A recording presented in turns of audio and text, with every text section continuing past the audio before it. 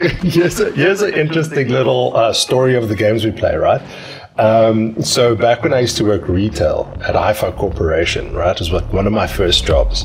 And I used to be, at the cash desk, and they had those like bargain bins in front of the cash desk. Yeah. And I would eye those bargain bins while ringing customers out all the time. But the interesting thing about it is that my then supervisor insisted that we do Kung Pow quotes all throughout the day just to make the day go quicker. So while we would catch up, he would just walk by us, behind us, going, "Wee, wee, wee, wee." And he'd be like, "Chosan-wan!" And we'd be like, "I'm coming." So I think on that note, let's just say, are you recording, good sir?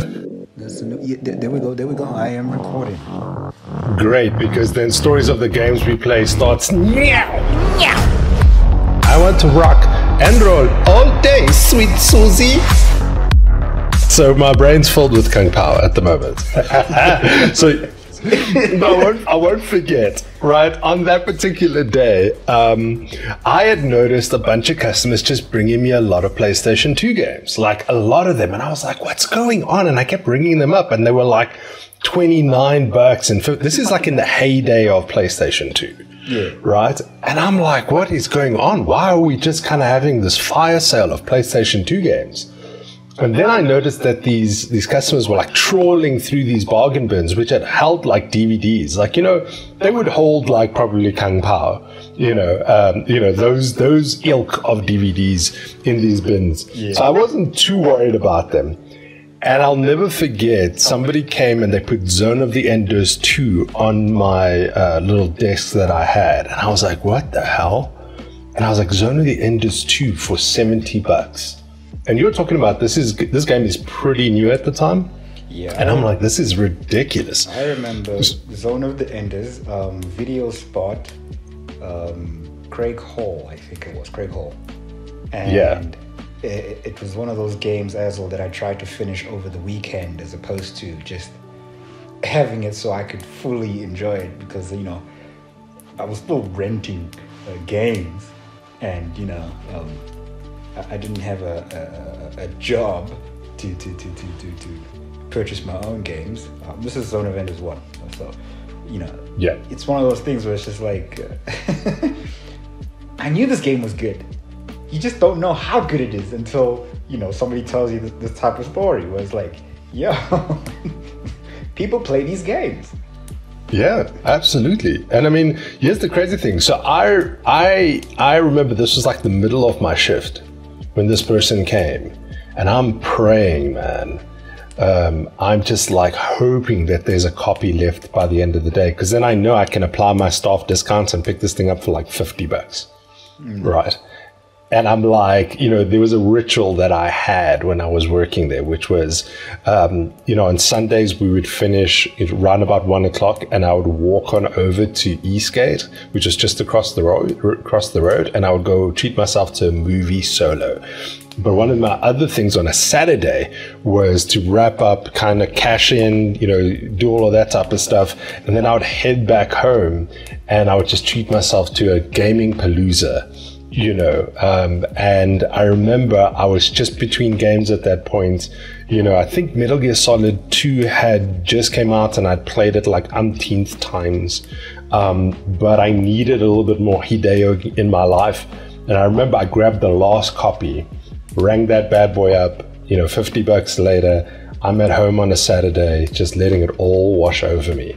It was glorious, my friend. It was glorious. It still sounds glorious. When I think about actually, I saw a picture on socials, just in terms of like, this is what everybody's setup used to look like. And it's just a TV in the corner, old TV, and then you can see the consoles, you can see the discs that some people don't take care of, because that was my thing. There was a day where a copy of Final Fantasy X was lent to me by a friend, and I'm like hardcore Final Fantasy, from NES, Super Nintendo, emulators. I think the only Final Fantasies I haven't played now is Final Fantasy 14 online, and then 16, and which is the one that's coming up now? I think it's 16. 16 is the newest one. Yeah. So it's those two. So other than that, I've goody gumdrops, you know. So then I get this copy of Final Fantasy X, and I'm playing. I can't remember what happened, whether the PlayStation got dislodged or, you know, there was some sort of movement, and the disc itself got, you know, scratched.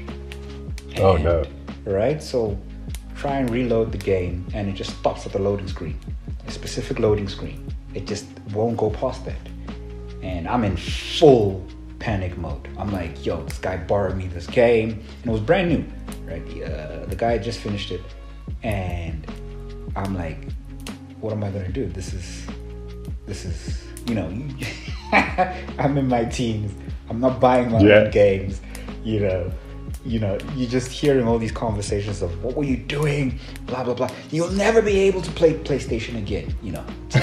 You go, you'll be banned. They'll take your membership card away, good sir. Oh man. So, and I don't know why it happened during that time, but there was a guy at the video spot by me in Bryanston. He was also a GTA San Andreas enthusiast, fan, right? We used to have conversations about Grand Theft Auto, and it was like, wow, you know, other people play Grand Theft Auto, and this guy's an adult. Amazing, cool. He told me, no, actually, no, just bring it over, and then we'll see if we can buffer it, because at that time you could buffer the games, right? Because oh my god, the information. Oh my goodness, you had a buffer guy. Yeah, because you had like a buffer guy. Okay, I'm listening intently, because those were magical machines you could only find at a late night video store, where they would take it to the back and it would make strange sounds with some blue paste. Yeah. And come back scratchless. I'm like, what dark magic is this? And the disc would still be warm. Asshole. You're right. Yeah. So this guy takes a look at the disc, and he's like, oh, okay, it's fine. He explains to me that the information of the game is actually within the smaller circle of the disc, right? You can see it. It's like that shiny, looks like a barcode part of the disc. And he's like, yeah, we'll get rid of the scratch, and then we'll see how it works. And the relief, the opera music that played when I saw the loading screen go past where it was frozen, and I could play the game again, and I could, you know, at least give it back in a condition that was, you know, worthy of the lend. And I'm just like, yo. That is a beautiful story of the games we played, man. I love it because there's so much drama in it, and I think that because of the drama, there's so much value associated with those experiences. Oh yeah, man! I can still hear myself breathing because I ran to the shop. Right? It was a 15-minute walk, but it was a 10-minute run. Oh my goodness! So it's, yeah. Oh man! I know those feelings too well. We used to, you remember back in the day of like PlayStation 1, PlayStation 2, there was all this PAL and NTSC talk, right? Because we're like a PAL region, and like NTSC was like American. And on PlayStation 1 particularly, the NTSC games for some reason looked better, because I think they ran at a slightly higher resolution. And I remember my brother was super into the technicalities of it, so we had to go to this flea market in order to get this PAL converter, you know. So they were all the rage with like Sega Mega Drives, where basically you got like a PAL booster, and then you put the NTSC game inside of that cartridge, and then plug both of them into a cartridge, and then it kind of like was like a, you know, it was like hacking your system. Yeah. But with the PlayStation 1, what you had to do was, because it's discs, you can't like put two discs in there, you got to actually run this little PAL converter, inside there, keep the tray slightly tilted open, right? So that, you know, you're engaging the laser, you know, and as soon as it hits a certain screen, you gotta like old 80s Kung Pow, swap out the discs and then close the tray.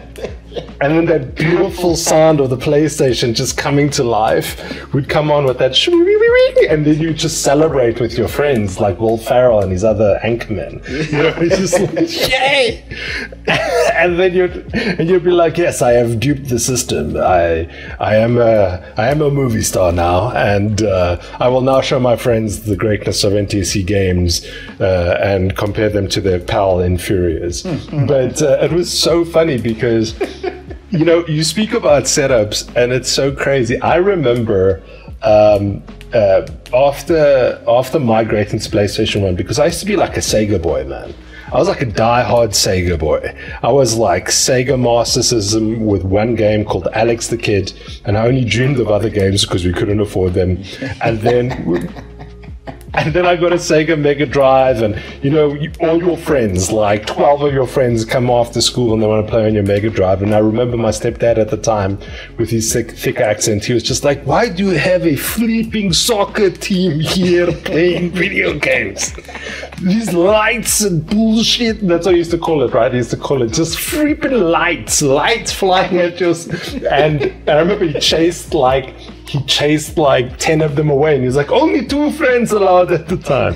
And that stayed with me for like until my 20s. Even now, I never have more than like a couple of friends over.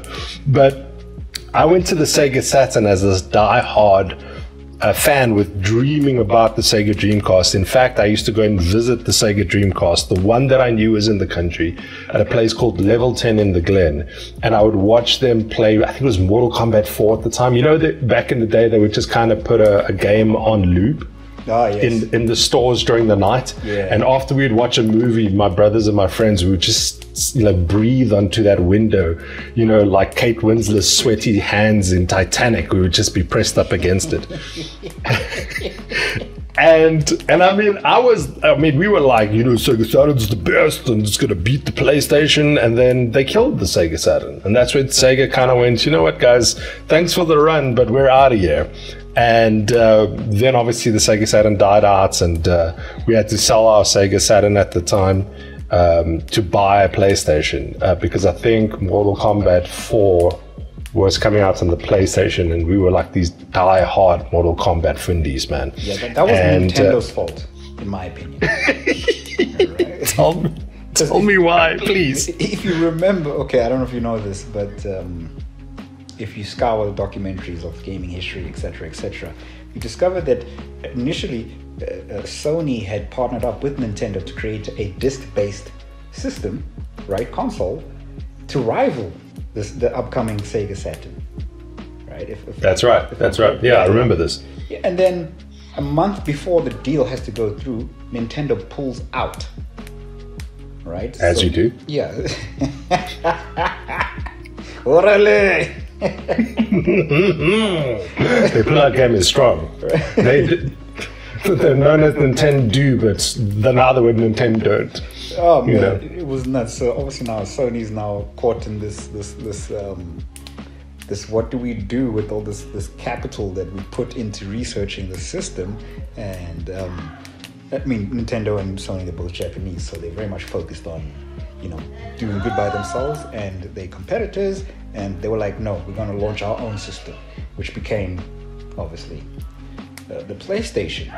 And the PlayStation was obviously so good and so, you know, innovative. I'd say at least it was just so brand new. And yeah, a lot of the things that they presented were actually, you know, they worked. And yeah, it was very streamlined, and they had Crash Bandicoot, you know, it just all fell into place for them. And so, you know, Sony just took off after its launch, and anything that came afterwards basically was like anybody who came after Netflix. It was just like, no bueno. You don't understand. Absolutely.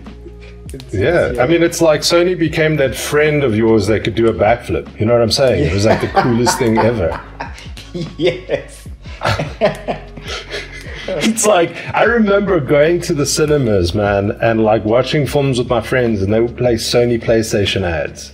And I'd be looking around the cinema going, oh my God, has gaming become mainstream? Like, is this a thing? It's like, looking around at everybody in the cinema and just wondering. I remember sneaking in to go and watch Blade. And they had that junkie advert, do you remember, of Sony PlayStation, where this dude's kind of doing like a PSA and you think it's for drugs. Oh. He's like, oh, I've been an addict for so long, and whoa. And then literally they reveal it's an ad for PlayStation, and I'm just like, what is this? This is amazing. They were very, what's the word? It felt like very English, punk rock, man. Punk rock, grungy.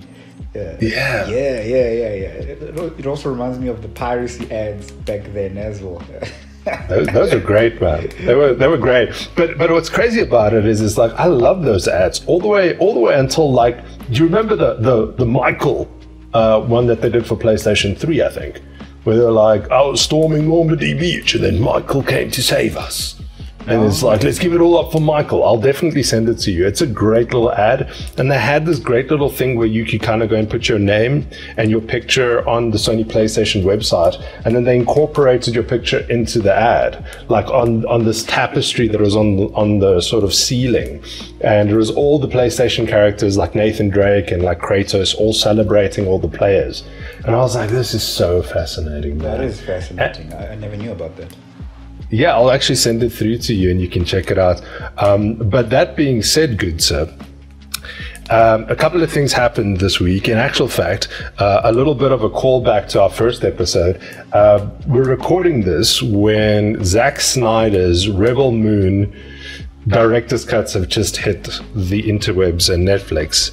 I've gotten an hour and a half into the first one, and there's still like an hour and 45 minutes left. And I reserve my judgment, but I only say that because this week I want to talk about two things. The first of which is, good sir, I went to go and watch Deadpool and Wolverine. I don't know if you've seen it, because then I won't go into spoiler territory. I have not seen it. You have not seen it? Okay, great. I won't go into spoiler territory, so your ears are safe. And then secondly, same weekend, we've got San Diego Comic-Con that took place, and lo and behold, good old RDJ walks out with the Russo brothers and basically reveals himself as Senor Doom, Dr. Doom. Yeah. And I've wanted to pick your brain about this, so maybe we should go with the former, go for the latter first and the former later, because I think it's a great segue. So here's the thing, I wanted to pick your brain, much as what we did with Star Wars last week, around essentially how do you fix the MCU, and do you think that what they did at San Diego Comic-Con is really the answer, or is it the snake eating itself at this point? Okay, I see. Well, in that regards, then two things. With regards to Star Wars, because it's been eating at me like this whole week. Right? Just in terms of, I figured, man. I figured there was a part 3 in you somewhere. Because you asked me that question of like, what Star Wars film would I make, right? Mm-hmm. And as opposed to fixing Star Wars, because I mean, like, I'm not trying to fix nothing. Like, it is what it is. Right, whatever the case is, but I've never actually engaged in that part of that imagination, right? Where I can see myself coming up with ideas for certain genres of films, and I can see certain stories and certain ideas. I'm like, yeah, this is my lane. I'll be there, right? Yeah. However, Star Wars, it just never really just dawned on me. Like, hey, I can make a Star Wars film, right? Hypothetically. Right? Yeah, you could make a Star Wars film. Yeah, I would love to see you make a Star Wars film. The only reason why I asked that is because Rebel Moon started off as a Star Wars film, right? That Zack Snyder pitched. Yeah. So, fast forward to like Wednesday evening. Yes. I am now going through like, how would I do this? How would I start? Well, like, I mean, I've got the inspiration already just in terms of what I mentioned last time. And then I was like, okay, let me treat it as fan fiction and go from there. And then a lot of questions just popped up, just in terms of, wait a minute, there's more to this, right? So outside of it actually being a film, one of the questions that came up was, what's up with the Sith, right? We hear about the Sith, we know about the Sith, right? But I'm like, I actually don't know enough about the Sith to even put them in this fan fiction. And now I've got so many more questions as to why isn't there a Sith film? Why isn't there, you know, we've got, like, they're just floating on the side there, the Sith. And then obviously now, based on the recent offering from Disney Star Wars and how that turned out, I'm like, yo, I think that's the next direction. Because initially the idea of it was kind of interesting. It was like, hey, you know, let's see what happens. But then obviously, you know, Hollywood politics, or Hollywood, whatever you call it, happened. And either way, the point is, I'm kind of excited to see what new Star Wars stories show up, right? And perhaps, maybe, even if, you know, I don't have the courage to put my hat, you know, on the table or in the ring, there are certain stories that I think would work well. We mentioned briefly Tony Gilroy. And, yes. You know, I was playing it nonchalant because secretly I'm praying that he actually gets, you know, more powers so that he could do more Star Wars things. It doesn't have to be a lot. You know, it can be like Favreau and The Mandalorian. Just give us one good season and see what comes from that. I'm not sure how far you got with Andor. However, I've watched the first episode, and I do agree with you. Tony Gilroy is an amazing shepherd for that franchise at this point. Yeah. Okay. Yeah. Then once you finish it, we can have more lyrics to wax with. And absolutely. But please go on, because you're talking about essentially what I think, if I'm understanding you correctly, is that what Star Wars needs is a big bad. Right? Yeah, and I think it's not even just the big bad. It's these characters are there for a reason, and this side of that lore is there for a reason. And it's some of the characters who we think are interesting. You're like, have they been explored? Some yes, some no, but it's there. It's there. There's a gold mine there, in my opinion. Yeah. So we'll see how that goes. Now on to the other one, just in terms of, because it's Disney, and Disney happens to own both of these properties. And one could argue that they both went downhill at the same time of the purchase. All right, and so. This past weekend, I remember I caught the tail end of San Diego Comic-Con. I was actually researching some webtoons that I could share with my family. And great. I was researching other comics that I haven't actually touched base with, of which one I wanted to recommend as well, which I forgot, which was Invincible, right? Yes. Bob Kirkman is also, as you know, Walking Dead.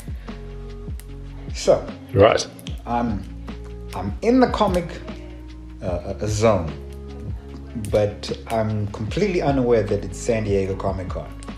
So when I get the notification that this happened this past weekend, I'm like, don't say nothing, nobody. And I give it a gander. And first things first, I'm like, okay, yeah. Oh man, they're still doing this. It's not like E3, right? Where E3 is it's. Don't you dare talk about E3. I'm still dealing with the post-traumatic stress of that not existing anymore.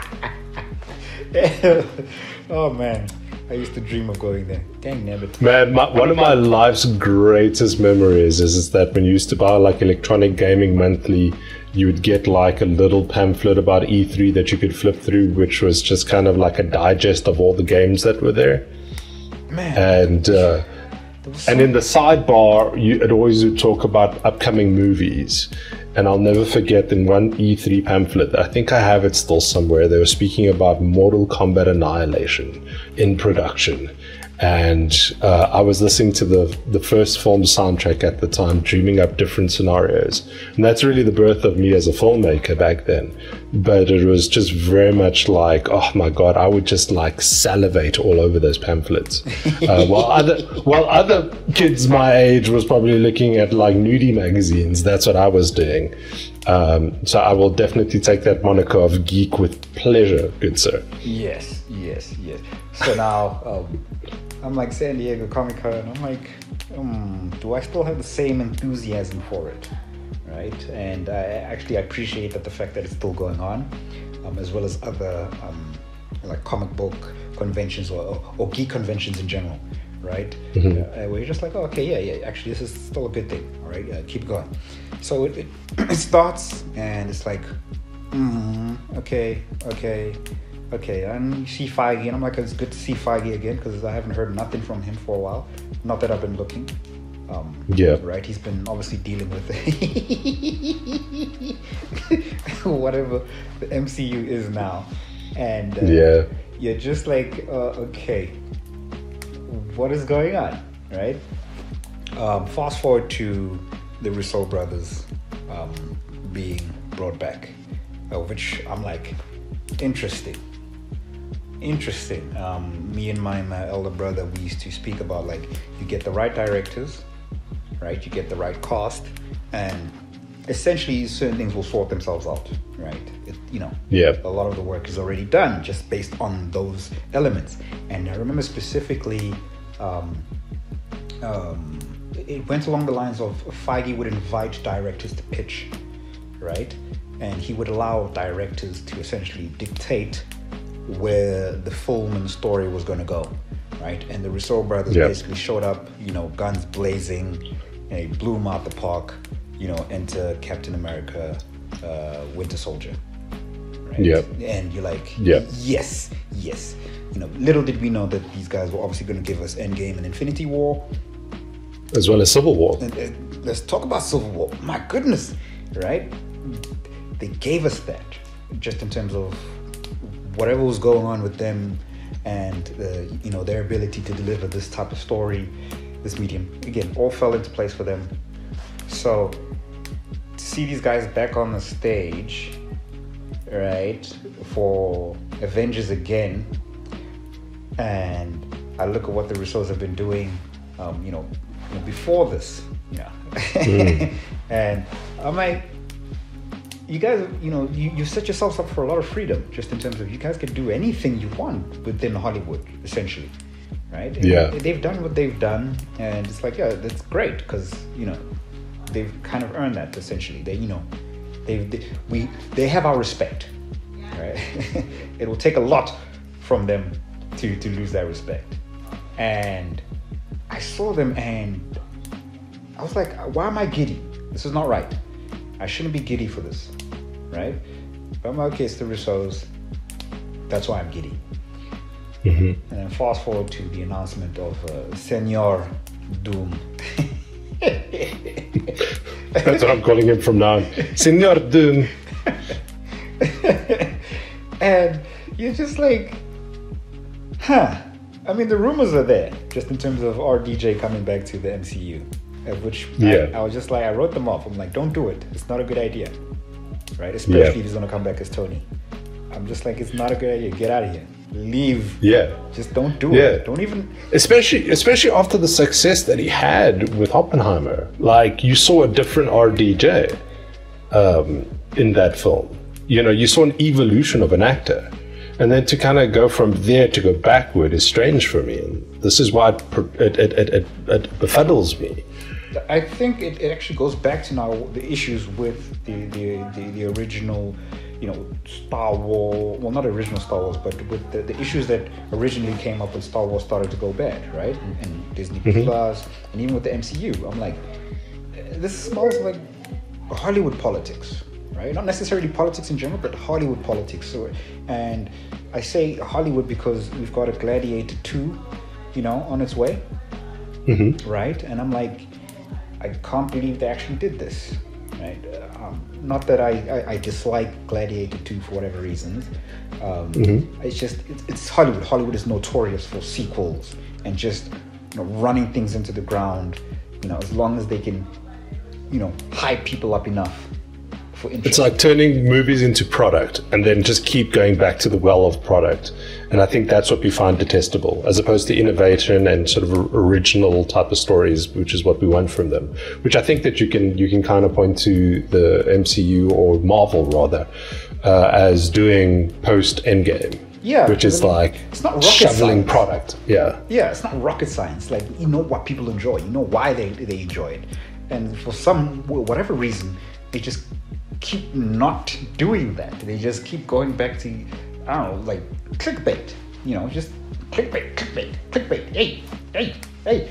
And initially, I'm like, okay, look, Robert Downey Jr. just came off of the Oscar, right? Mm-hmm. So he's high profile again, and the MCU needs something. They need something, and I'm just like, why RDJ? He's obviously going to be expensive. He's obviously not going to want to do the same thing again. But then it's also like, how's this going to work? There's no way you can convince me that this is going to work. This doesn't make any sense. And the second they started saying multiverse again, I'm just like, guys, stop. You don't even have to say, just stop. Like, you presented it, RDJ as Doom. So obviously the theories are coming out of the woodworks, just in terms of where the story's going to go, what it might be. And you're just like, this is not a fix, right? And even then, it's like, why are you trying to fix something? Like, it's already been run into the ground, just in terms of, are we actually looking forward to the Avengers film?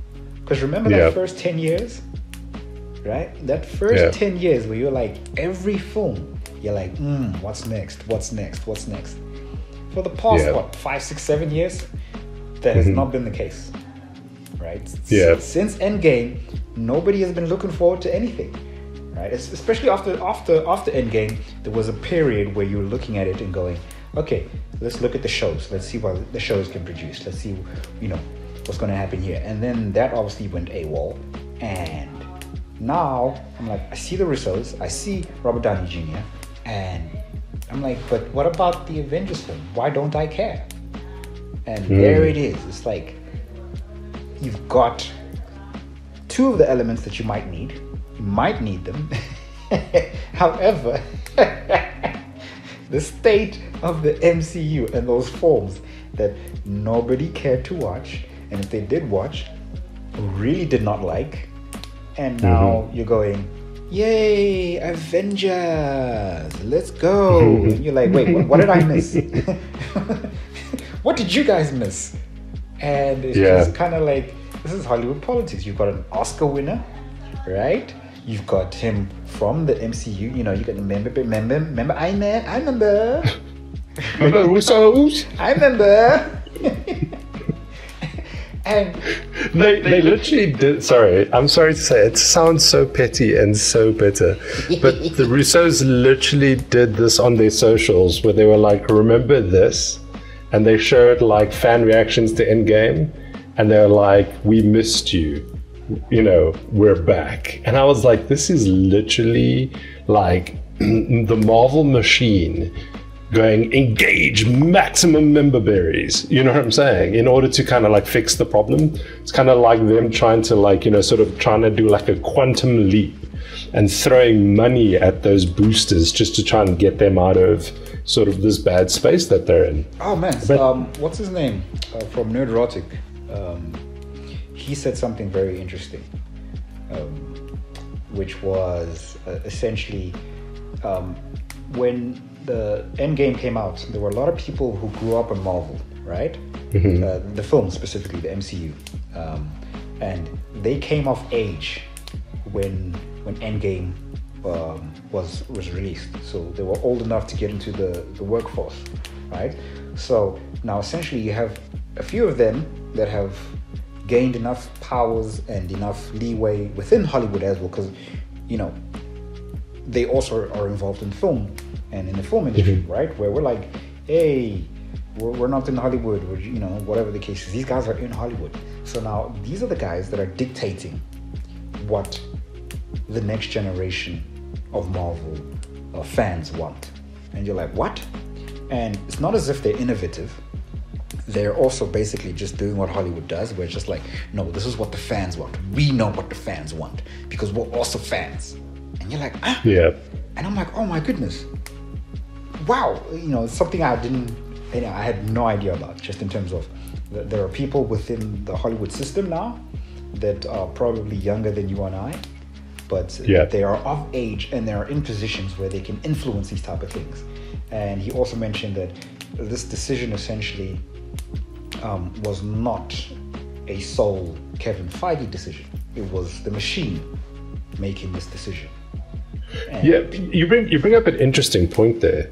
Sorry to jump in there, because the way that I've always thought about the MCU is, having been birthed in 2008 with Iron Man, these past couple of years has really been the sort of pubescent period of the MCU.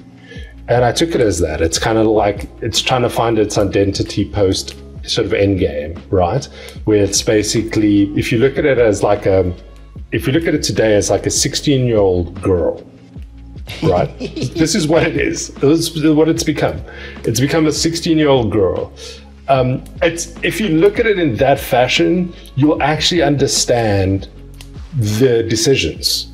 Why, all of this sort of pandering, why it's kind of trying to go for edge, why, for instance, all of a sudden it's starting to look a little bit more emo, why all of these different things are happening. And it's quite interesting, because we'll come back to this when we discuss Deadpool and Wolverine, because that particular franchise, having started in 2000, is kind of 24 years old. And you actually see the differences in terms of maturity. Because if you think about it, and I'm going to say this now and remind me of this later. Do you remember when the first Deadpool came out, right? It was sort of the maturation of the Fox Marvel properties. They were also on a decline, right? I think at the time, Dark Phoenix was just kind of on the periphery, or X-Men Apocalypse, one of the two, was just kind of then. Yeah, and they were tanking. And Deadpool comes up and revitalizes it, but revitalizes it for the audience that grew up on those X-Men films. Yeah. It basically provided the deconstructionist approach to those types of films for the people that grew up watching those films. So basically it met the audience where they were at, as opposed to trying to sell them on all these different aspects of what they weren't interested in. But then for me, the true marker that they had hit pay dirt and they were right there with the audience was Logan, right? Because it was a mature story which was really taking inspiration from things like Shane and Unforgiven. And it was taking this character that people had grown up with and really providing the swan song for this character, and it was meeting an audience where they were having kids, Yeah. They were, dealing with the ideas of like fatherhood or motherhood or whatever. So it's about listening more so than it is about and kind of knowing where you are. And if I were to take an optimistic outlook on Marvel, I think for the next few years we might see that type of maturing happen. We might get a couple of Dark Phoenixes and a couple of more Apocalypses from them. But then I think as they mature, if they kind of steady the line and figure things out, you might see them go this route. Because I can't credit Deadpool and Wolverine to the MCU nor to Marvel at this point. I can credit it and its success to the Fox films. Yes, because it's very much of that DNA of those Fox films. It's not. I like that you mentioned DNA, because as well, when I think about the current MCU, and again, we're not looking forward to these Avengers films. I'm just gonna be like, no, I don't care. I just don't care. I remember when they were busy trying to push down the Young Avengers, and you're like, what? The Young Avengers? What do you mean? How does that even make sense? Right? Who even amongst young people is frothing at the mouth for Young Avengers? Where did that idea come from? Why did you think that was a good idea? And it was like, okay, to me, it doesn't seem like a good idea. It just seems like the next logical step in indoctrinating the next generation, right? You don't go after the adults. No, the adults are too smart. You go after the kids. But even then, you're like, but this is not good for them either. It's just not good. It's not. I mean, I can't speak on their behalf, obviously. However, it's just like, no, man, this is lame. Like, yeah, it's a Happy Meal. It's basically the film equivalent of a Happy Meal. Yeah. So it's not nutritious. It's not like you're learning from sort of customer feedback. You're not learning about things that worked. You're just basically taking the exact same burger that you served up previously and just servicing it to kids, and then putting a new toy with it. Yeah, no. So when it comes now to this Dr. Doom announcement, I honestly, outside of the initial shock, because I was surprised, I'm like, how much did they give you, bro? Right? To RDJ. A truckload. They're backed up with a truck. And outside of the money, like, what did they promise you in terms of like the role? Right? Because obviously the results were there, which, I mean, there's a trust, there's a relationship there, and it's just like, what did they promise you for you to do this? Because I mean, that's a leap of faith, man. Like, allow me to paint the scene for you. So Robert Downey Jr. is petting his llamas all at his house, you know, walking around in his gown, holding his Oscar, wearing an Iron Man helmet, right? And there's a honk right at the gate. And just because Scarlett Johansson and Chris Evans are hanging out at his house, they kind of open up the holographic projection, because he's really got Jarvis at this point. And they're like, when's this from? And they're like, oh my God, it's the front door. And as they walk towards the gate, a song begins to play.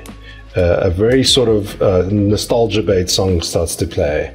And as the gates open, you begin to recognize the song, and you recognize that it's Cisco's Thong Song. And it's Kevin Feige and all the Disney executives just going, she's got dumps like a truck. And like the truck's just kind of emptying cash just into his driveway. And he's like, no guys, I won't come back. And they're like, oh no, that's not all. And like a second truck pulls up and just starts dumping more cash. So yeah, I mean, money, that's what I think it is. And I'll add to that, at some point RDJ is like, listen, I will pay you to take this money away from me. At which point a third truck shows up. Yes. And it's like, let's sing it again. She got stumped like a truck. Because basically that's where the 16-year-old MCU finds itself. You know, it finds itself in that like weird space where it's awkward. It doesn't quite know who it is. It's just kind of having its sweet 16th at this moment. You know, it's barely legal. And I always mention this is that, you know, the last people to kind of have sex within the MCU was like Tony Stark and like, I think the first Iron Man. And then I think Peter Quill is like, it's alluded to that he was having sex with an alien. But then as we move on, there's just this like weird, like, decline in terms of them actually becoming more infantile as it goes along, whereby it starts becoming like these sexless dolls that people are just kind of banging together, in terms of, you know, what can we imagine as the next scenario to sell you this new toy. And it starts becoming a little bit strange, because the thing is that, like I said, it's just not meeting the audience where they're at. I want to take this moment because you said something really interesting, and I'm going to give you a little bit of time to think of it. So we're going to play a little bit of a game here, right? You said that the MCU needed something, right? Before the Doctor Doom casting, you know, you were busy trawling through comic books, but you knew that the MCU needed something, a new lifeblood to kind of give it a shot in the arm, right? But while you think about what that something is, I want to take you through a bit of a game that we all used to play back in the day of the arcades. Back in that day where, like, you know, sort of the Sony PlayStation was just kind of taking its sort of route upwards to meteoric rises. And we would be in the arcades playing things like Marvel vs. Capcom with people like Wolverine would go up against Ryu, but also at the same time, it's so strange. Here's a little bit of a little story of games we play. I was recently watching my son play The Amazing Spider-Man Part 2, and I felt like such an old geriatric man, because I'm watching him swing through the city and I'm just like, oh, like, I'm just like, wow, this is a game, and I message my brothers, and I have a group, and I message them, and I'm like, I take a video of it, and I was like, can you guys believe this is a game? Do you remember when we used to play the Spider-Man on the Sega Mega Drive, where the most mind-blowing thing we thought of was when you could do like a double whammy between two NPCs. It's like you had to hit this concoction of buttons, and then basically he would like web two people on either side of the side-scrolling screen and smash them together, and we were like, oh my goodness, this is amazing. And now kids are like all nonchalant while they do these incredible, sort of like recreations of like scenes out of Across the Spider-Verse or Into the Spider-Verse. Because my son actually showed me this, and he showed me, he's like, hey dad, look, they even have the frame rate when you choose this suit, when you choose the suit from the Across the Spider-Verse or Into the Spider-Verse, the frame rate actually drops just on the character. And I'm sitting there like I'm on LSD. I'm just like, what is this? Just absolutely losing my mind. And he's just like, oh, this is gaming, bro. But what's interesting about that is that it took me back to those moments where we would fan cast these characters, right? We would like, who would you get to play, Ken in a Street Fighter movie? And it's so funny because I just watched Zoolander recently, and my brother and I's go-to is always Owen Wilson from Zoolander. He looks exactly like Ken in that film.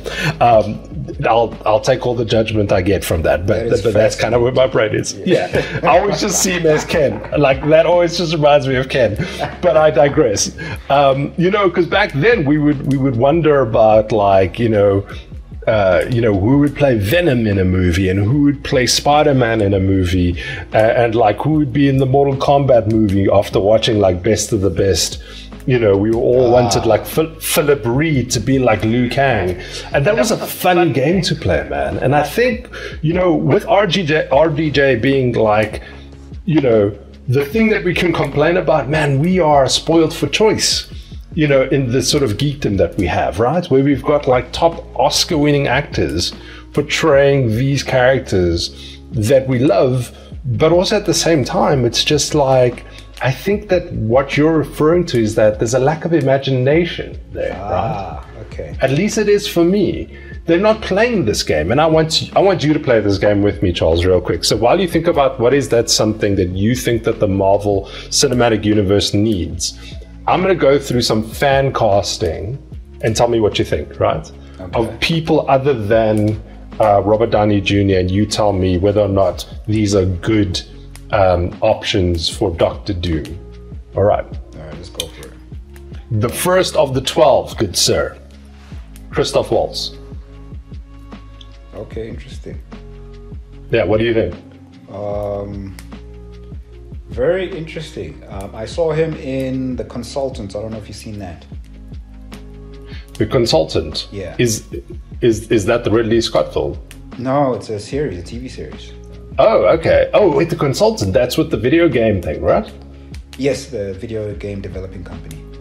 Yes, I saw him in that as well. Yeah. So for me, I'd be keen to see how he could not be Christoph Waltz playing Dr. Doom. I get you. Because, I get you. He's very, very distinct now, just in terms of, yo, man, like, you still got it. But now we I think that a lot of the time he gets the direction of just make it more Christoph Waltz. I think he can do so many other things, but they're all just like, hey, just do General Hans Landa. That's what everybody wants from him. Yeah. So here's number 11, right? And it's actually a personal favorite of mine. I think this would be great. Is John Hamm from Mad Men. Oh, okay, that one's kind of cool. It is, right? Yeah. It is. Yeah. It is. Think, cool. Yeah, actually, that's kind of cool. I like that one. I think you'll love the next one. It's Ben Mendelsohn. Ooh, I don't know for Doctor Doom, but I can see him in something else. Just maybe not say a bad guy, but he's already been in the MCU, so. But I do like Ben. Yeah, when he did show up in the MCU, even though I think it was Captain Marvel, right, that he showed up in there. Yeah, I'll tell you what with Ben, what I would do. Remember Thanos and all that CGI? Mm-hmm. Right? If you think back to Ready Player One, Ben Mendelsohn's avatar in that yes. film. Yeah, I think Ben, you give him something like that. He doesn't necessarily have to be on screen, but you give him like a Thanos type situation where, you know, he's got, you know, CGI assistance. I think he can pull something off very, very nicely. Absolutely, I think he could kick it. Now, the next one is a bit of a man crush of mine. I don't think he's right for this particular one, but I want to get your thoughts. It's Luke Evans. Luke Evans. I like Luke Evans. I like Luke Evans too. I don't know if he's good for Doctor Doom, though. That's the only thing, though. I don't think he has he's very sexy, right? He's very sexy. But I don't know, Doctor Doom needs to almost have a presence. There was somebody suggested that's not on this list that I was kind of tickled by it. They were like Ben Affleck as Doctor Doom, and I was like, interesting. Not that I would say yes to, but I always thought that was quite an interesting little suggestion. The next one is Hugh Laurie, obviously from from House. Yeah, that's interesting. That is very interesting. That is very, very interesting, actually.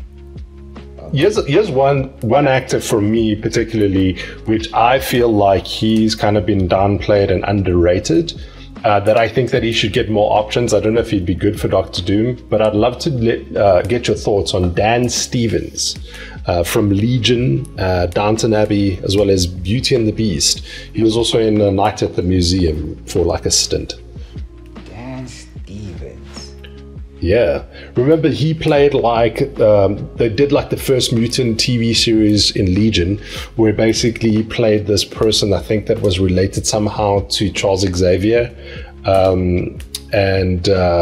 He's a quite an interesting actor. He recently popped up in the most recent Kong vs. Godzilla film, where I was like, what are you doing in here?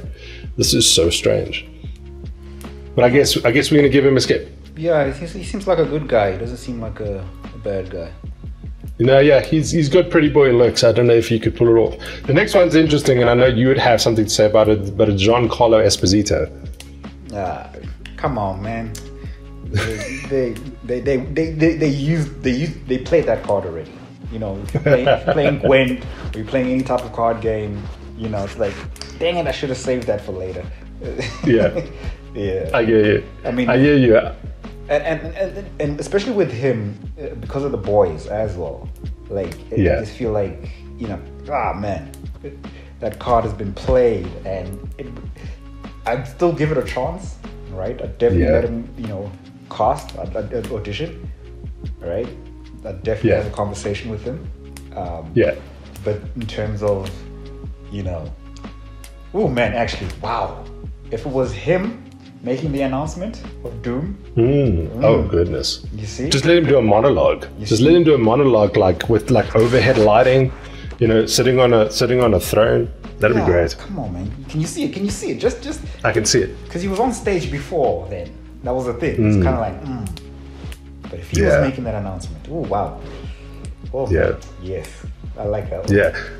One popped into my head during the week, though, after the RDJ announcement, which was Daniel Bruhl.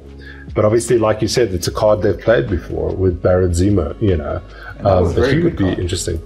It was a good card. Very good card. Zemo and Daniel Bruhl, when you think Civil War, he was a pillar of that film.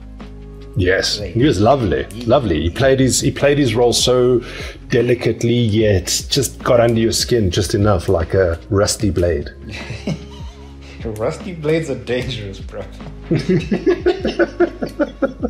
Exactly. Okay, the next one is strange. It's Michael Fassbender. I've heard his name come up for this role before. Yeah. What do you think about it? I think I'm keen to see it. I enjoy Magneto. I enjoy his Magneto. I think, given a chance, his Doom might also be quite pleasant to watch. Yeah, I recently saw him in The Killer, and my goodness, that is a lovely film. It is chef's kiss. There's lovely. another episode. Yeah, there's another episode. Okay, the next one is a bit of a strange one, but I think it's kind of the Hollywood's go-to for like a diversity cast, which is Rami Malek. Nope, not for me. But actually, It's kind of spot on. Really? Yeah. Tell me why. Tell me why. Ain't nothing but right. Dance break. He's got this quirkiness to him that I think is too much for, let's say, Doctor Doom. However, that opening and what he did in the last James Bond. Yeah, and he was notoriously underutilized in that film. And I'm like, okay, actually, if you're looking at megalomaniac archetypal villains in a comic book film, that one actually, like, I feel like it's too much on the nose with him. I do like him. I do trust that actually that might work, but it's very much on the nose. Like, hey, this is Doctor Doom. You can, yeah. Now, before we get into the top 3 that this particular list has, I'd like to throw a bit of a bonus suggestion in here, but it's a card they've used before. But Mads Mikkelsen, what do you think? Oh, that is a wild card. I don't know if you'd be interested in it. Oh, wow. Yeah, it's a wild card. Why did you have him in the original 12?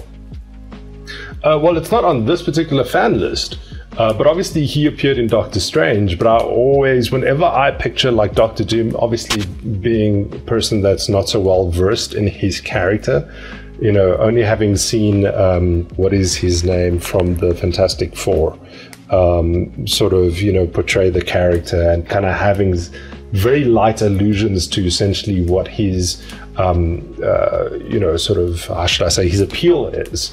Often when I see him, even when I see different sort of illustrations of him, I always think of Mads Mikkelsen for some reason.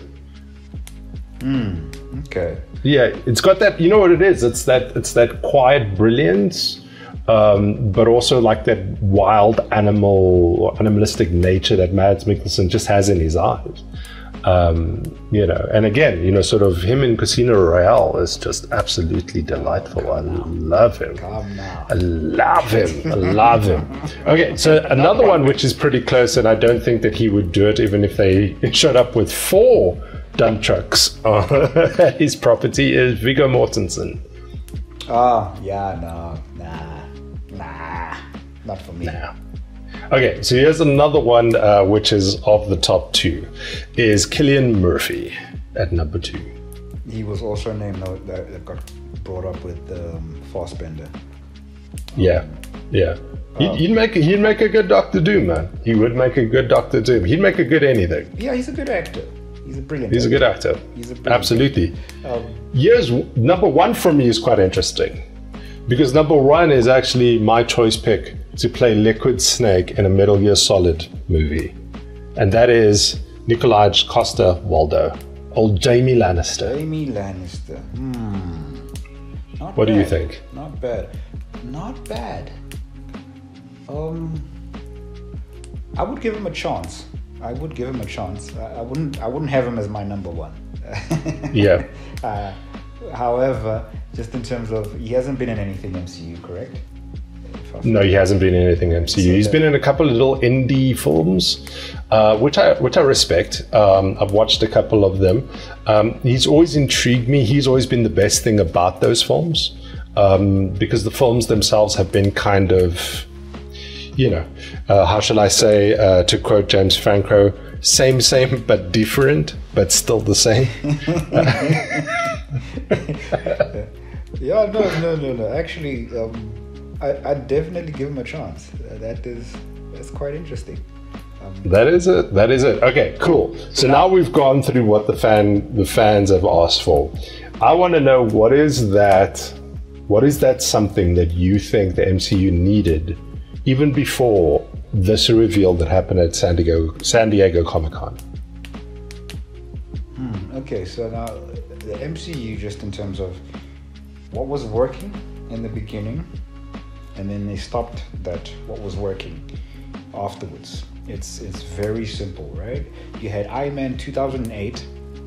You had a director who had control over his cast, just in terms of who he wanted to pick for this, right? Yeah. Right. And then you also had a character whom, and this is my opinion, just my opinion, the character of Iron Man was a fan favorite, but he wasn't the most popular character. Yeah, he wasn't flying off the shelves, at the time as well. These comic books weren't flying off the shelves. There was an Iron Man animated cartoon series back in the day. Remember the Spider-Man cartoon?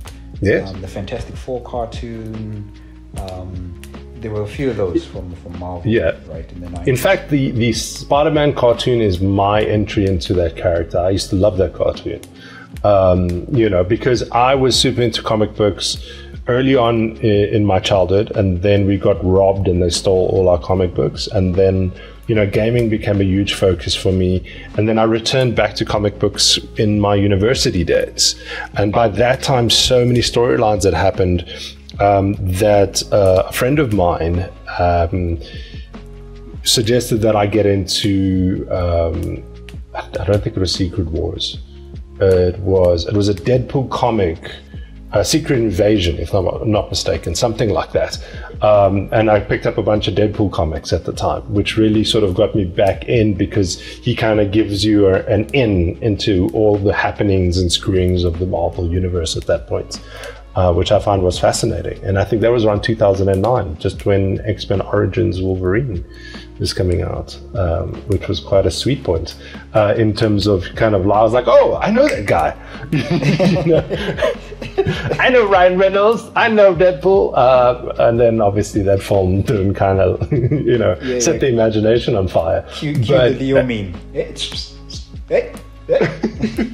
that's it. That's what I was doing. But like you say, you're onto something. Okay, yeah. Because it's an auto director working with a character which is malleable. The character is malleable. So this is what I'm trying to get to is that with Favreau obviously being very good at what he does. Like, thank goodness, my goodness, like, we were lucky to have him there as well. But then as well, you've got this Tony Stark character. So not necessarily Iron Man, Tony Stark and Robert Downey Jr., where that casting was so good, right? And it brought Tony Stark and Iron Man into the cinematic landscape as a character. And you're like, oh, this guy is actually a very good character, of which a lot of Marvel characters are good, right? So let's use Spider-Man, for example. Spider-Man is probably the most popular Marvel character there is, because of his personal story, like his troubles, whatever the case is. It works. There's a reason why Stan Lee was good, right? Mm-hmm. Like, you relate to Peter Parker in such a way that you don't even understand. You're just like, there's certain things you don't like about Peter's life, at least for me personally, but you can relate to him, right? And a lot of their favorite, their best characters do that. Wolverine, same thing. You're like, hey, I get this guy. I understand him. Mm-hmm. I know what he's going through. I like this guy. He's cool. And obviously, you've got superpowers. If you're gonna go, if you're gonna stay within that genre. So now you look at the rest of the MCU characters, not the stories.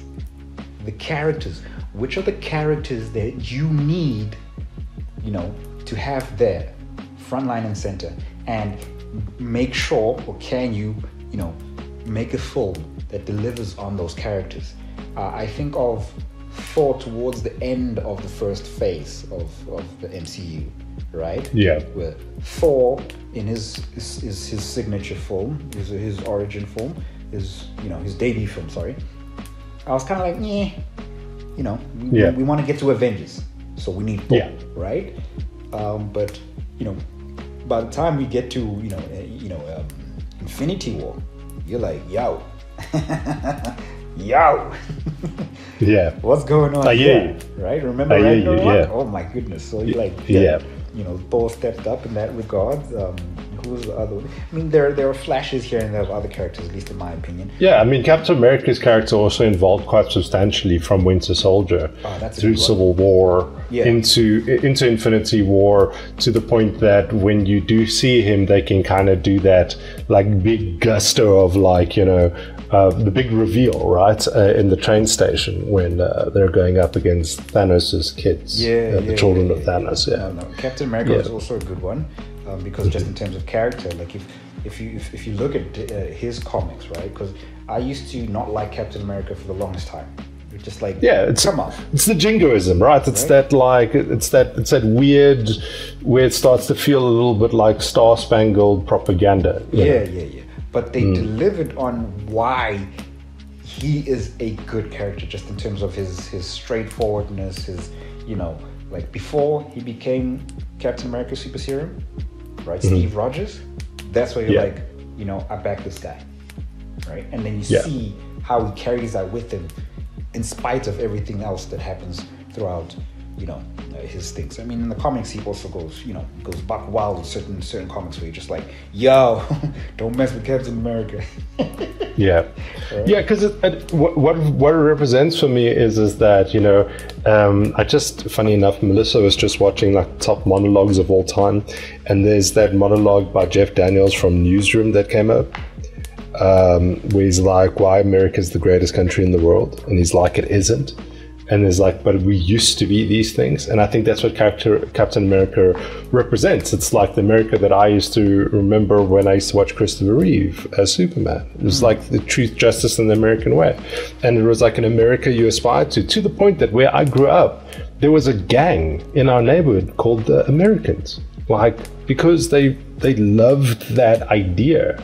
They loved that. Yeah, it was aspirational. Yeah, it was like, if you're Americans, you're a G, man. Like, so I get you. And I get that character for that reason, because me going into Captain America, I was like, what is this American propaganda bullshit, to quote my mom. But she says that all the time. She still says it.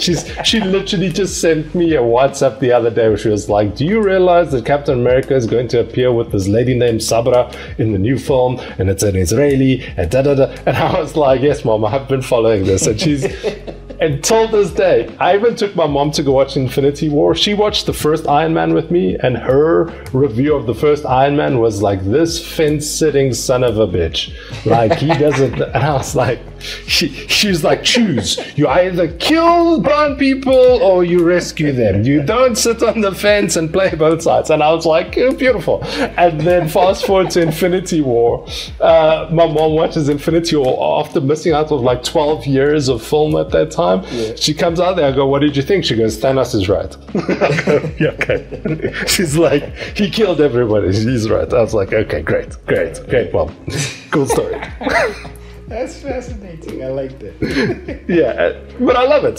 It comes right down. And now where we find ourselves, I often go back to that thought with my mom, where I was like, maybe Thanos should have just left them all dead. Like, maybe we would have been better off, And it could have been 5 years later today with the Russos coming back, and then we get Endgame, you know what I'm saying? But, wow. I know that's cruel. Oh, no, that's cool. That's, wow, imagine all that money, bro. No. Oh, man. We were blessed with the Infinity War and Endgame. I remember watching the Dark Knight documentary from Warner Brothers, and watching it and realizing that when that documentary was released, it had been 15 years since the first one. And oh my goodness! I was floored, because I was like, "Yo, we're living in that time where something was so good that you had to be there to experience it." Yeah, we'll tell our grandkids about it one day. We'll be like, and then the Joker's truck flipped and Batman went up the wall, and they're like, shut up, Grandpa. No, you had to be there. Like, everyone stood up in the cinema and clapped, and they were like, shut up, while they're wearing like Apple glasses, watching pornography. And it's funny enough because after, you watch that documentary, and then I think back to, you mentioned it earlier, the scene in Endgame with the hammer, right? That is just unbelievably, that was fan service at maximum effort. It was just mwah. And now you said something really important there. It's fan service at maximum effort. One of the things that still gives me tingles, I do this quite often. I go onto YouTube and I look at theatrical reactions to those movies. Because that's one of the things that I love about going to the movies. It's just kind of feeling the audience, kind of everybody have that elation in a cinema. It's such a magical feeling that you get to share that with like strangers, and you all are there in that moment. And when we went to go watch No Way Home, Melissa and I, they played that Marvel trailer. I don't know if you've seen it, where Stan Lee's talking about the Marvel cinematic, or he's talking about Marvel, really, and he's talking about that feeling. And I won't lie, man, as jaded as I was going into No Way Home, because I'd been through a bunch of superhero movies that didn't tickle my fancy, and I actually felt like something was dying inside of me, where I was just like, why can't I enjoy these things anymore? When they played that trailer, I looked over at Melissa, and she was just filled with this like wonderment and glee. And I had goosebumps, and I was just like, oh God, that's that thing. That's that thing that everybody wants. I've got two examples. I've got two examples where I was like, okay, this is not normal, and this is amazing, right? One of them, funny enough, is from Fast and the Furious 5, right? When they pull the safe out of the police station and they just start wreaking havoc on the streets of Brazil, ne? When the audience, every time something crashes, you can hear the gasps, you can hear this quietness, right? But you're all involved in it at the same time. And then it gets to the end of, they're on the bridge, and what's his name? Either way, The Rock is on the bridge, what's his name is on the bridge, and they open up the safe, and the safe has got nothing in it. And then they cut back to the reveal of, here's what actually happened to the money, right? And right then everyone's like, yeah! And you're like, boom, that's number one. The second one, right? The second one was... And look, Fast and the Furious 5 is an all-time high for that franchise. There you go, case in point. The second one was Infinity War, right? It ended on a somber note, correct? Yeah. Right? Yeah.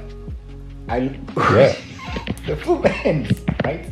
And there are these kids, right? Maybe 10, 12 years old.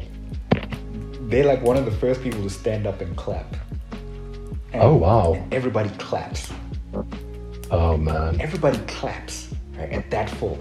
Because you're like, yo, what did we just watch?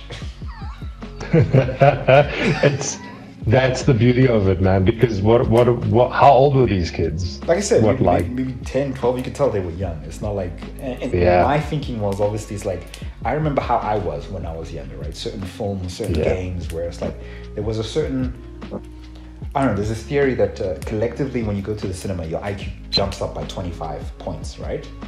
Oh, wow. Right, so it's like, it's not as if you're watching the film and you don't know what's going on. But you think of, if I had to watch Infinity War at that age, right, 10, 12, 15, because I used to watch films by myself as well at that age, I might have skipped school to go watch certain films, on a Tuesday, right?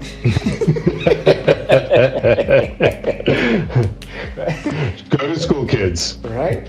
And I was fully cognizant of what I was enjoying, because I enjoyed it that much, right? From the smell of the popcorn, walking in, the lights, getting into the cinema, having the whole cinema to yourself, the lights dimming, then the trailers, the ads, and then the logo before the film starts, right? Oh, man. And I remember logos like you don't understand. Ooh-wee. Me too, man. New Line Cinema logo, Columbia 20th Century Pictures, Fox logo. 20th Fox, come on. Yeah. Yeah, You all know great it all, stuff. man. Yeah. So it's there, right? So I look at these people enjoying the film, but those kids, they were like, they were clapping for this film. I'm like, well, clearly they've watched everything else, right? But it's like, at no point did I go, oh no, at no point did you like dismiss them as not having a valid opinion on this film because it was that good, right? I'm not saying it should win Oscars, right? I would love to have them throw their hat in that ring and see what comes back. But I mean, it is what it is. However, those two examples of when you go to a movie and outside of your own personal opinion, because as a filmmaker, as a film lover, you obviously know that certain films don't appeal to other people, right? You watch Elvis, you walk out of Elvis and you're like silent, because you're like, what is this, right? Inside you're so happy, but you're like, what is this? You don't expect everybody else to have the experience.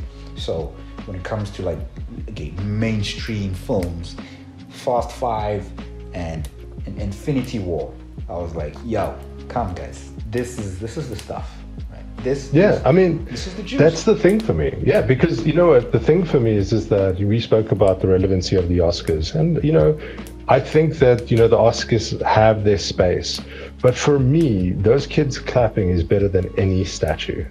It's better than any statue, because the thing is that oftentimes you can't remember the film that won Best Picture 3 years ago or 5 years ago or a year ago. No, that's true. But what you can remember is that feeling you had when you watched a film, that it resonated with you. And I always argue that that's the currency of film. Is that if a film stays with you and lingers with you and speaks to you, then that's the film that I don't care if other people say it's a bad film. Yeah. If it did that to you, that's your takeaway. Because we often try, like I said last week, we try and rank films, put them one on top of the other, but that doesn't make any sense. Doesn't make logical sense, because they're not all doing the same thing. They can't compete because they're not all telling the same story. You could perhaps have that opinion when it came to, for instance, like, what did it better, the remake or the original? You could possibly have that conversation in terms of hierarchy, but films exist next to each other. That's why when you go to the cinema, the posters are next to each other. And when you put the DVDs on the shelves, they're next to each other. It's just, we have a strange obsession with trying to, there's this huge obsession right now with saying that certain films clear other films. We've got the Gen Zs kind of saying that these things clear previous iterations or previous versions of these characters. They don't. They're all part of a pantheon of celebration, Like the Tim Burton Batman films exist alongside the Nolan films, as those exist alongside the Matt Reeves films. They're all just a celebration of our culture, and it's like whether or not one spoke to you and the other one didn't. It's not part of the experience of us as audiences. You mentioned 20th Century Fox. Before I segue into my thoughts around Deadpool, before we wrap up, you had something you wanted to add to this conversation before we did that. With Deadpool? No, with regards to this particular thing about Infinity War. I know that your thought wasn't quite finished before I interrupted. Okay, maybe not necessarily Infinity War, but let me try and wrap up the idea that what the MCU, in my opinion, what I would love to see is for them to focus on those type of characters that are good characters and deliver those good characters in a way that obviously the filmmakers are comfortable with, as well as even if it is a bit of a risk that the audience might not like this. If you think of Guardians of the Galaxy, right? I had no business enjoying Guardians of the Galaxy whatsoever, and yet, me too. And yet here I am a few years later, I'm like, yo, Guardians of the Galaxy, Peter Quill, Star-Lord, Drax, right? I love these characters. I enjoy them thoroughly, and for me, like if they don't realize that that's what they need to be doing, because I mean, obviously now you got the Fantastic Four coming up, and that one's wow. Good luck to them, just based on previous iterations. I'm looking forward to it though. They've got a great cast, an interesting director. I just hope that they capitalize on that. And I think that they're kind of doing what you're saying, because if I'm understanding you correctly, they need to take a chance on new bold directors, like James Gunn was at the time for Guardians of the Galaxy, like the Russos were at the time for Winter Soldier. Directors who have something to say, not necessarily trying to recapture magic. Yes. Yeah, I think that's a nice way of cleaning it up. You've got good characters. Like, trust the filmmakers to tell the right story, especially if these characters are not necessarily, the X-Men, or if they're not the A-listers. To be fair, I mean, even now, like even B-listers is like, don't try and recreate that Iron Man formula, because I feel like they might fall into that trap as well. Where it's like, I think that they burnt their fingers a bit with like Chloe Zhao and the Eternals. I think they were trying to kind of recreate that Guardians of the Galaxy auteur filmmaker. But the problem is that I think something like that was too much, too early, too quick, and unfortunately it's just got lost in the maelstrom of like, what are you trying to say here? This happens in sports teams all the time, where it's like, okay, this guy was good last season, let's buy him for $100 million, and then something happens the next season where you're like, yo, what happened? Like, no, that's not, again, this is like you said, that's the trap that they might fall into if they pursue what I think they need. But yeah. Cool. So here's the thing, right? So in saying all of this and talking about the MCU, for the longest time, they've talked about Deadpool and Wolverine kind of being the savior of the MCU. Deadpool being Marvel Jesus, as he so eloquently put it in the trailers. So I went to go and watch this film, and I went to go watch it on a Monday because Melissa was traveling, and then she got back, and then I was like, hey, listen, I'm frothing at the mouth to see this film. I've thoroughly enjoyed the previous two Deadpool films. I think they were magnificently executed as well as written. It speaks to me. It is a character that I'm fond of. I'm fans of, so I'm really articulating my bias here. I'm fans of everybody involved in this particular film. And I must say, Charles, it was a delight. It was an absolute delight. Of all the things that we've mentioned, the incredible moments that you experienced with Infinity War, as well as Fast and the Furious, there were moments in this film which literally, we weren't in the cinema with a lot of people, but I was that person, and I'm not a very sort of active, energetic film watcher, but during this film I was as an action comedy with a lot of heart. I was clapping, I was laughing. There's a point where I actually stood up out of my seat, just simply because it's such a great love letter to the sort of Fox era of films. And here's the thing I will say to you in terms of my little quaint review. I would say go and watch it, but this is what happened to me throughout the film, right? What I love about those Deadpool films is that the first one, as much as they kind of played on this in the marketing, they were like, this is a love story, right? And I'm a sucker for love story. I'm a romantic. But when I watched it, I was like, oh my God, this is a love story. This is about Wade and Vanessa. And I was like, it's beautiful, great. It's crying in there is great. Who I just watched in the first half of Rebel Moon, the director's cuts, and he's always good for me, right? Even in Rebel Moon, I'm like, those poor sod, although I'm being quite cruel to Zack Snyder. Allow me to finish it, and then we'll have another episode on it. But I watched the second film. And in actual fact, I took Melissa on our first date to go and watch the second film. And there's been so many synchronicities throughout our life between Wade and Vanessa and Waleed and Melissa. that oftentimes I have an in to that character. I often see myself in that character, and that might just be lazy of me as an audience member, but we all have our just desserts. So I went into this film hoping, that it would be good, because I had an investment, right? Yes. And hoping that from the past MCU stuff that I've seen, and including even the DC stuff that I've seen, that nothing has moved me. Like I've sat there completely stillborn, completely comatose throughout so many of these other films.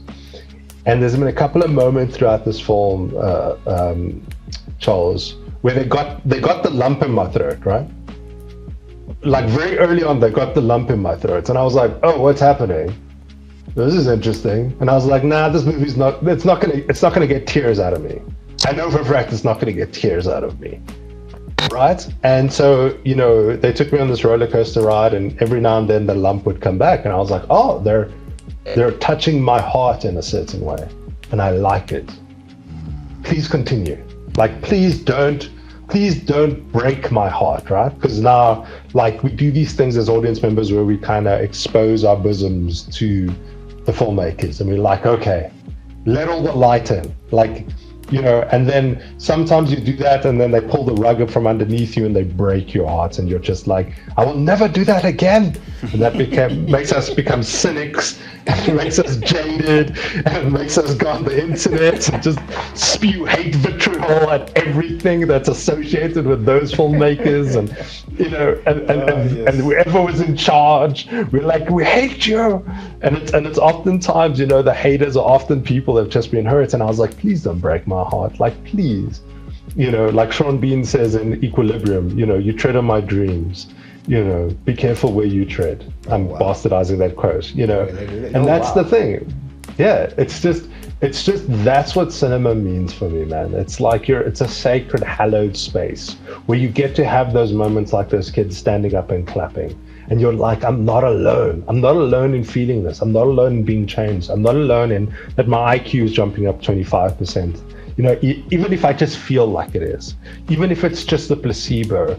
Hideo Kojima said this, and this is the reason I used to go to a movie on a Sunday after work when I worked in retail. He said a film can save your life. And during those times, man, I was in a very strange place in my 20s where I was just like, man, I was so bitter because of like where my love life was, where things were happening in my life. My dad was dying of cancer at the time, and everything just seemed so macabre. And I needed something to save my life, and cinema was that thing. Sitting down in a movie theater. Getting to watch Superman Returns was one of those movies that I watched during one of those sort of solo watching sessions. But you're sitting in the cinema watching Deadpool and Wolverine. I sat there, and there was a moment, Charles, where after for about 2 hours going, I don't think this film's going to make me cry. I don't think it's going to move me that much. Not saying that this was a critique of the filmmaking, but rather because I know how the sausage is made, and they were speaking to me. We were in a conversation, just much like you and I having a conversation. But they did this thing, Charles. They did this freaking thing, and involuntarily, tears just started running from my face. And that feeling from before where I was like, am I dead inside watching these superhero movies? It disappeared, and hope was birthed again. Oh. And it's a scary feeling, because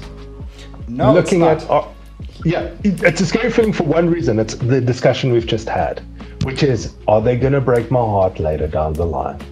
And it's like going into a new relationship. But tell me why it's not, and then we'll end off. Okay.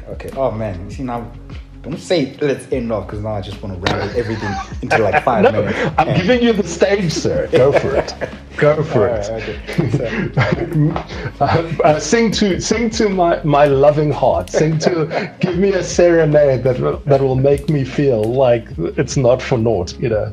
Okay. Let's stay within the MCU, and just in terms of moments where you're watching a film, you're like, oh man, I'm here for the goodness, I'm here for the popcorn, I'm here for the entertainment, I'm here for the wow, I've been doing this for a long time, it's been delivering, right?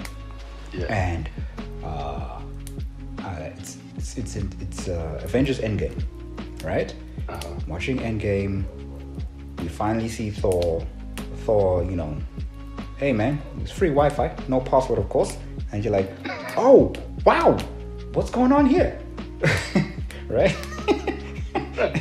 I thought it was hilarious at first, right? Me too. It was just cool.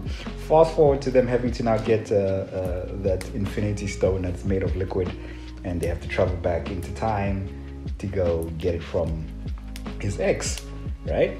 And he meets his mama, right? And immediately, like you said, instinctively, I look around to see, like, yo, this is not normal. What's going on here? Why? Because the feels are coming up. You're like, this is wow, right? And they have this conversation, and one of the lines that till this day I'm just like, yo, whenever I rewatch this film, I kind of anticipate the scene because I know how it made me feel. Right? Where his mama says to him, Thor, everybody fails at who they're supposed to be. The true measure of a person or a hero, I think it's one of those lines, is how well they succeed in being who they are. Right? And for me, just everything slowed down. It was quiet, you know, slow motion. I'm like, don't you let it out. Like, this is not a scene you let this out in, right? And if a light had to shine on me right then, there'd be a glisten in my eyes, right? It's just moisture. It's not tears. It's just moisture. And it's those scenes, right? Those moments in cinema where it's like, I was not expecting to feel that in that moment at that time. Yeah. And obviously nobody else was feeling that, which is fine. But like you said, it lingered with me. It's still here with me. It's just like, that's my scene where I was just like, I was not ready for that scene, right? On top of the four. And it's like, it's part of the reason why I keep going back. It's like, I might find one again. There's a few other films I can mention, recommend, etc., etc. However, obviously, we need to wrap this up. So, because of that, I will recommend a film if you haven't seen it yet. With pleasure, good sir. Yes. It's called The Phantom Thread, starring. I've seen it. Oh, pretty gumdrops. Yeah, with Daniel Day-Lewis. Yes, DDL. Yeah. Oh man, that film spoke to me. It spoke to me, and it's a film I think about on a daily basis.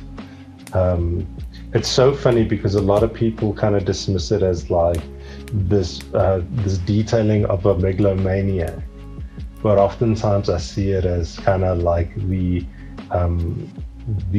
artistic bane, because art is so all-consuming that for me particularly, I find real life hard. It's so funny. I find the art easy. I find to give over to myself to the art easy. Yeah. But I find the real life demands on me very difficult, and that film speaks to me so beautifully. I enjoy the kindness that surrounds that main character, you know, in spite of, you know, his personality. Let's leave it at that for anybody who hasn't seen it. It's just it came to mind because of these past few episodes, and also speaking to a friend of ours, Senor Tabiso. Yeah. Who we should have on the show, by the way. Yeah. I was just thinking today. Yeah. Because he has some great insights into video games, and he has some stories about them which I find fascinating. He said something very interesting to me recently because I touched base with him, and he also, because we were talking about a Asmon Gold video, right? And he's mentioned some game developers that he's been speaking to, he's been working with, and actors telling him certain things, and it's just kind of like, oh, okay, I'm seeing the breadcrumbs, just in terms of, you know, this thing that you love, whether it's, you know, film, art, writing, whatever it is, right? You're gonna keep getting, you know, whispers, messages, signs like, hey, and he says, like, just keep creating stuff, right? Doesn't matter what it is, just keep creating, like, even if it's just for you, blah blah blah blah blah. And I'm listening to him, I'm like, does he even realize what he's saying right now? Because obviously we've been doing these episodes now, and it's like, oh man, I really enjoy this. This is like running 800 meters, right? Because I hate athletics. I despise running for no reason, right? And you get to the end of the race, right?